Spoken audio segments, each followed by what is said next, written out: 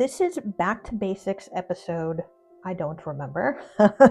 I'm going to show you how to file a coffin shaped nail right over here. So let's get started.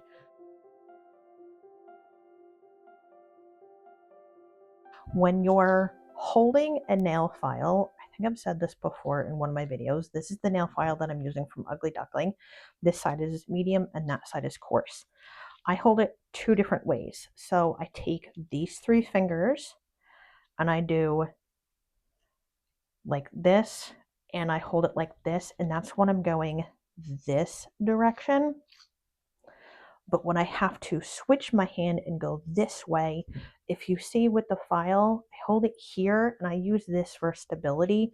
You will always see me grab my hand file on the lower side than what I'm using. Therefore, I have more surface room when I'm using my hand file. What I'm going to do is I'm going to take this Sharpie marker. I'm literally just going to draw like this all over the nail. And why am I doing this? So that way, if there's any DIY or beginners watching this, you know where I have to file to smooth everything out. So when you're holding your client's hand, you want all of these other fingers out of the way, and you want to take the sidewalls, you want to squish like this so you can get in there and file everything better. I'm going to start with my sides. You can either start filing this up so your lower arch is parallel, or you can file the sides this way first. So I'm going to start with the 100 grit side. We're going to file this.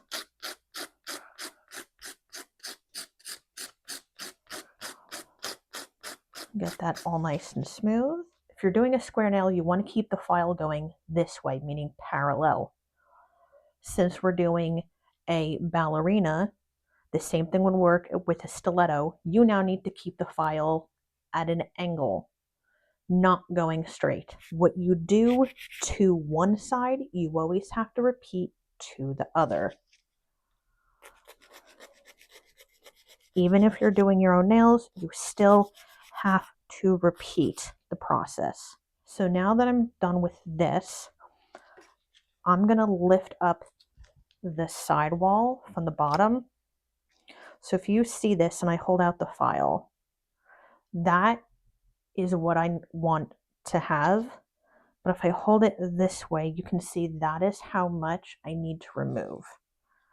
So you would hold the client's hand up top, because remember, the longer the nail, if you don't hold the nail down, you're going to feel vibrations and wiggling, and that'll be really uncomfortable.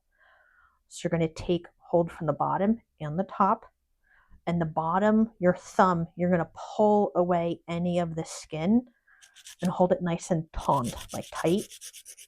You start from the free edge first, not in the corner. If you start in the corner, you're going to notch out almost like a little C, and you don't want to break your corner point.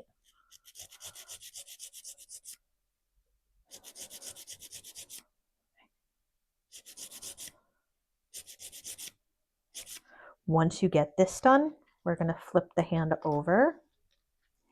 Now we're going to repeat the same process over here.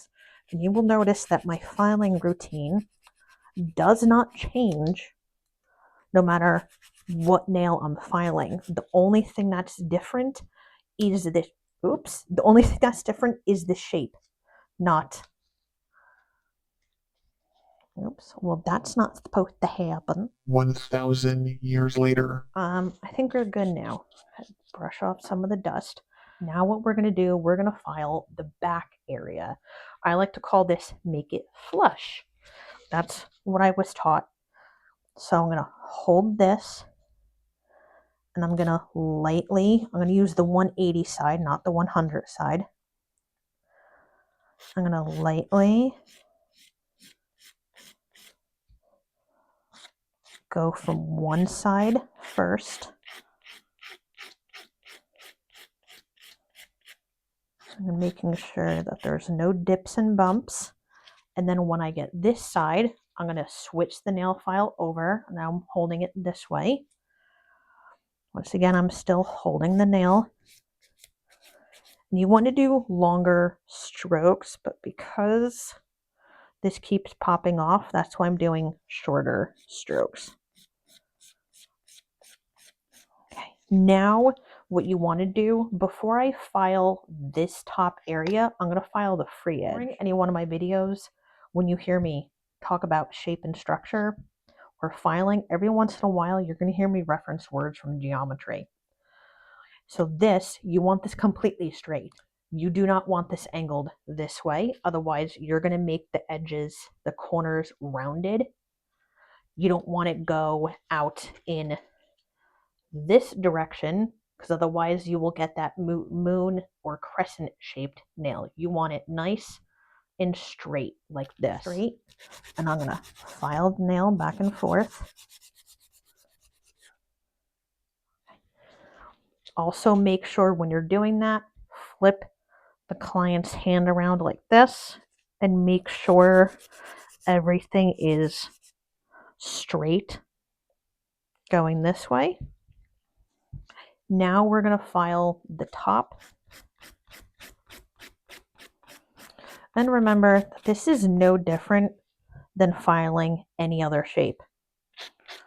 As I said in the beginning, as I said before, the only difference between this and a square is the shape is different. That's it. Usually I don't have to hold this and I go to file, but because this thing keeps popping off, I'm going to hold this and then file. Also, as you're filing, don't forget to look down the barrel this way so you can make sure everything is going in a nice C shape like this. And you don't have any hard points like right over there. You want that nice and curved. And a nice smooth shape. One quick thing I forgot to mention, with this shape, your upper arch is not going to be parallel like a square nail. It's going to slightly point down towards the free edge. You can see here that these two shapes are pretty good.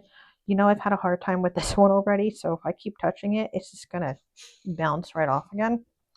Now that you're done with this, you're going to go in with your buffer, and you're just going to smooth out all of everything.